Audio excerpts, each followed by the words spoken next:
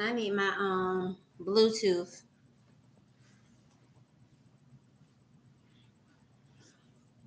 When you let your life lead you. Listen, we are live on Instagram and we are live on our YouTube channel, and I'm here for the development of a mom, of a woman of God, whatever season of life that you're in.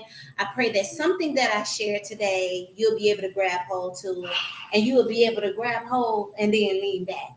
Listen, it's your girl Chantrell Lori, and I'm here before you with hopefully a word of encouragement to you to help you shake out of yourself, to help you to shake out of your victimization, to help you to shake out of your self-sabotaging ways and open up to the possibility that beyond your responsibilities, beyond everything that you got going on in your life personally, that you can awaken to the purpose that God has for you. Listen, I already covered last night in our Bible study series, Unapologetically Me, in Philippians chapter 2. I already covered it, y'all. So I'm here for all the drama, all the emotional baggage that we have as moms and as women.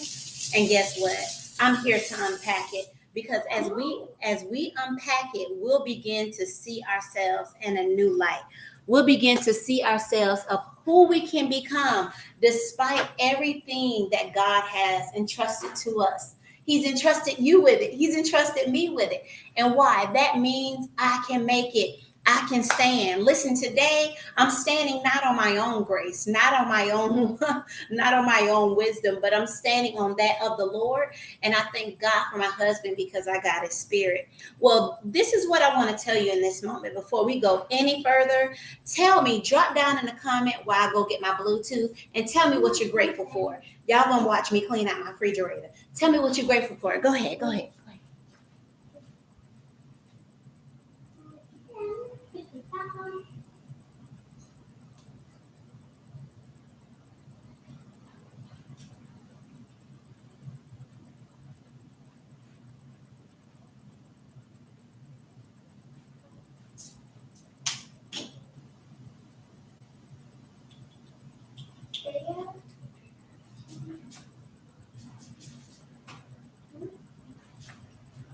All right. Y'all dropping down in the comments. Thank y'all for being here. Thank y'all for being here. Listen, this is not an ad. This is just some stuff that I like to use while I'm cleaning my refrigerator. This is actually the first time that I clean this particular refrigerator since we've been here. So at the place that we were at, I used to clean that refrigerator maybe like three to four times a year. But now that when I had the girls, I may have cleaned it maybe twice after I had the girls. Um, but maybe even far fetched. So listen, y'all, I'm excited about this moment of development because we're going to talk about today when you let your life lead you. When you let your life lead you, you get drowned out by the responsibilities of it. That means you don't plan for your life. You plan to fail, right? Without a plan. The Bible even tells us those that have a vision, write it down. Uh, uh, uh, outweigh it to see if you have the sustaining grace in order to see what your life has given you and what you have allowed to be in your life, and see, okay, well, God didn't give me what he gave me on purpose. When we had our twin girls, it wasn't, it was purposeful. It wasn't accidental. When your parents had you, it was purposeful. It wasn't accidental. That they may accidentally been doing something that was outside of the perimeters of marriage, but you are not an accident. Your life is on purpose, and you can make a decision and choice today to tell yourself, self, I'm going to make a decision to say that I'm not only necessary, but I'm beneficial to everything that God has called me to serve. So let's go ahead and unpack this. And I want to say what I'm grateful for. I'm grateful that I don't stay in a state of victimization long. I used to stay in it, and that would lead, my sadness would lead to depression, and depression would lead to loneliness, and then the loneliness would lead to severe depression, then anxiety would run rampant. So I'm glad with the help of my therapist, with the help of with me getting into small groups, and with I have a seasoned woman of God calling and texting, checking up on me. I'm grateful for that because I can say that God has put people around me, people people around me that would help hold up my arms, that would pray for me, that would intercede for me, even for things that they don't understand that are maybe going on within my family or my home. So let's go ahead and unpack this when you let your life lead you. Um, and I'm gonna have my back turned, but I'm gonna be like this and like this. I'm gonna do that. So the first thing I want to talk about is us being aware of our greatness. Our greatness. There have been moments and times in my life where I just I just knew that I was not the one. I was not the one to keep it going. I was not the one to consistently finish. I was a starter. I'm not a finisher. Don't give me the task. Don't give me the responsibility. Because if you give it to me, I'm going to get jelly on my homework. If you give it to me, it's going to flop. Well, it's not necessarily going to flop if you don't want your life to flop. Let's have a plan. Let's be strategic. Because what comes along with having a plan is you give yourself grace even when mistakes happen, even when you mess up, even when things don't go as planned. You pray, you intercede. Lord, what would you have me to do? God, what would you have me to say? Lord, who am I becoming? Lord, what do you have for me to do in this earth? There's so many questions that we have for Jesus, right? And I don't know about you ladies, but there are moments in terms of my life where I really struggle, because I'm like, you know what? I don't know if I have literally what it takes to be a finisher. And something that I started telling my children to declare and decree is I tell my children, I say, we're gonna say who we are and who we aren't. But it's more important of who we are. So we're gonna say that we're finishers. And I would tell my child to say, no, we're finishers. Or if we're doing a task, I will tell them if they're reading a book, I will say, okay, I know the book is long, but let's finish the book because we're finishers. See, I was the young adult at a time where I did not finish things. And one thing in particular that I have a really big regret about, and I said it here on our platform, is that I did not finish college. I didn't. So when I had my first son, I tried to make a big attempt on finishing college again. Got back into school. I did good. I got my certification that was nationwide at the time. And I had my pride as a woman. But since then, we had a pregnancy and then had another pregnancy.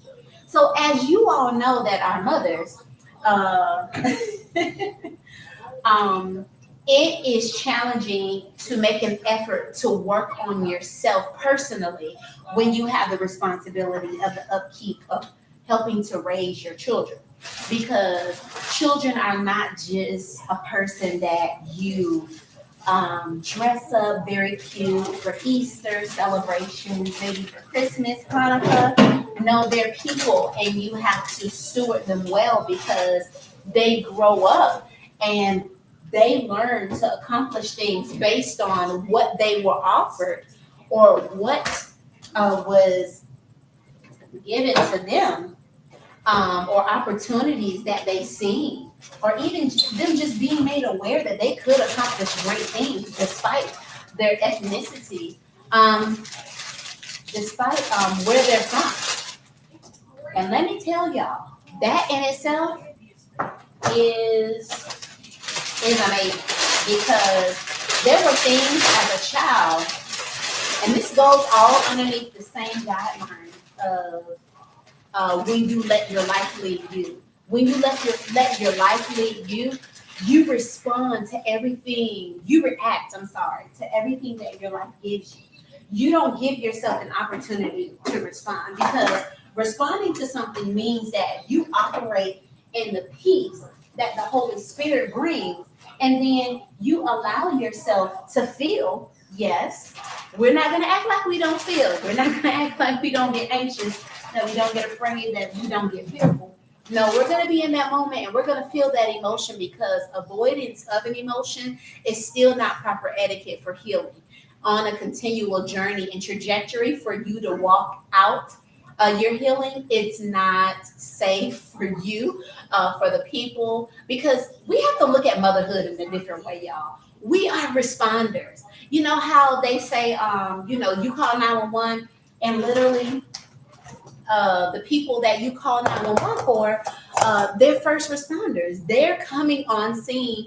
They're coming to help no matter what it is. They're saying, I am courageous enough to stand strong for somebody else. And I don't know about y'all, but there have been moments in my life where I've had to respond to things, but I still grapple and I still struggle with my own nature of reacting to stuff. So that means I had to stop long enough for me to be aware that I was in control of my life. Meaning, no matter what came in my life, I don't have to react to it. I don't have to buckle under the pressure. Yes, I could grieve the loss of an organization, of a church, of a loved one while I'm still caring for my family. Yes, I can grieve the loss of an opportunity while I'm still caring for my children every single day. Yes, I can feel like an opportunity was maybe taken from my kids, and I can still grieve that loss because when I'm saying grieving a loss, I'm meaning that there are times that things are going to happen that you know in your heart it's unfair, it's not right. But how do you deal with it? How do you learn how to shed light on the thing that has brought a significant change to your life, and you now learn how to walk that through? Now, one thing that I want to let you guys know, that is very important that I've learned is when you let your life lead you, you don't give way to the possibility that you can actually grow and progress through whatever has entered into your personal space. And what I wanted to say, that was a big moment of transformation for me, when it comes to grieving the loss of things and experiencing very, very big change in my family. One thing that I had to understand is I had to be aware, to who got my back, who got my back. So when I started having kids, my life started changing drastically. I did not have the free time that I thought that I would always have. I had to turn away dates. I had to turn away opportunities for myself. I had to turn away things that I believed that I needed to do as a woman for and sacrifice myself on the altar of my kids and my family come first. And now, let me say this also.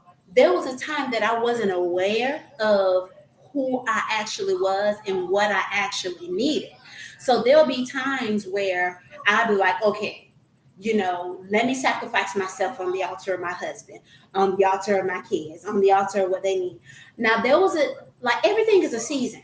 That's something that I believe that it's healthy for us to understand too.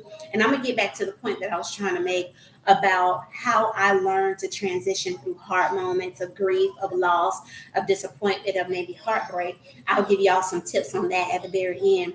But one thing I want to say in this moment is that what is so special and important to me in the middle of my journey and everything that God has allowed to come into my personal space, my personal area, God has always given me a vision for what I was putting effort in, which is Mommy Secrets International.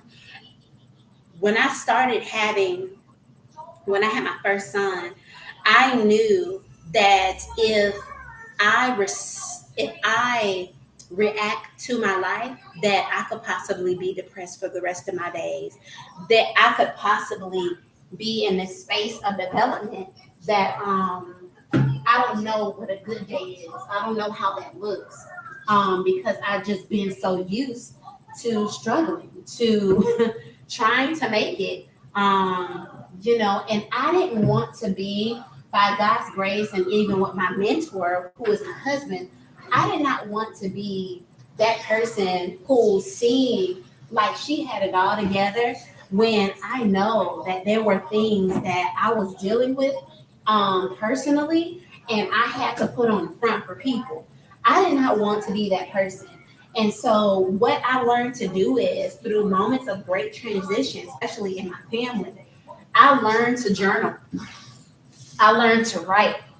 I learned to sow into something that I believe that was giving me heart strength, like a heart posture that I shall overcome. I shall keep going.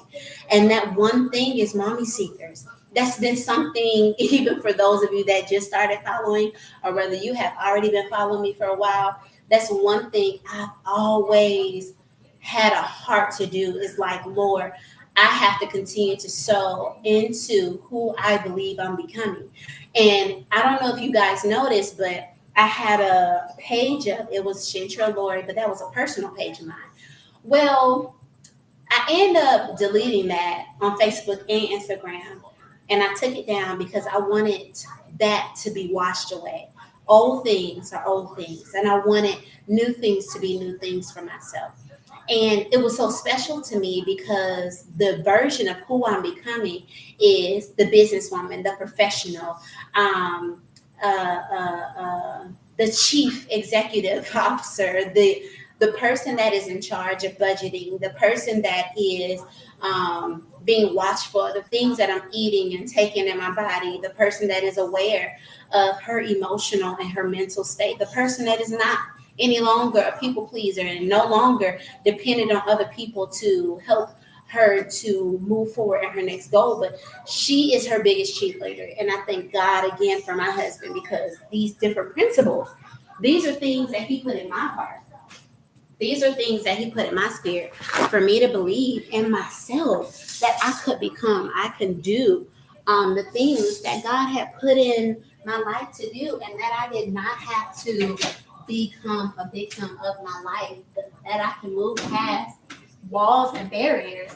And honestly, sometimes, y'all, I'm gonna be honest with you, ladies, sometimes these walls and barriers were things that I set for myself. Like, I self sabotage majority. For me, it feels like of my life because of me making decisions to still operate as if I am undeserving, I'm not worthy. And yeah, so I think some of the things I mentioned, I'm grateful for everybody that's had a chance and opportunity to come in. I may not be able to respond to you. Because I gotta get ready to start putting everything back in the refrigerator. But I'm grateful for your lives, and I'm grateful for your willingness and your efforts to continue to stay strong in your life and to remember that you can do all things through Christ Jesus who strengthens you. And I want to let you know, no matter what you're facing in your life, that good things still come from bad places, or unrecognizable places, places that you're familiar with, that you're used to not growing in. Good things can still come from there. And I would even make a quote from the Bible: can anything good come from Nazareth? Can Jesus the Messiah come from there as we even embark on this holy week that we're getting ready to celebrate with Jesus? Well, God bless you all. I love y'all. I hope that some of these key principles that have worked for me are able to work for you guys, and you're able to shake yourself out of complacency. I have a product that's getting ready to come forward. I'm very excited about it. the Lord's will, in the next 2 weeks, it should be available for payment. I'll be able to upload the link to you so you all can, it could be available for your use. Thank you and God bless you. Bye bye.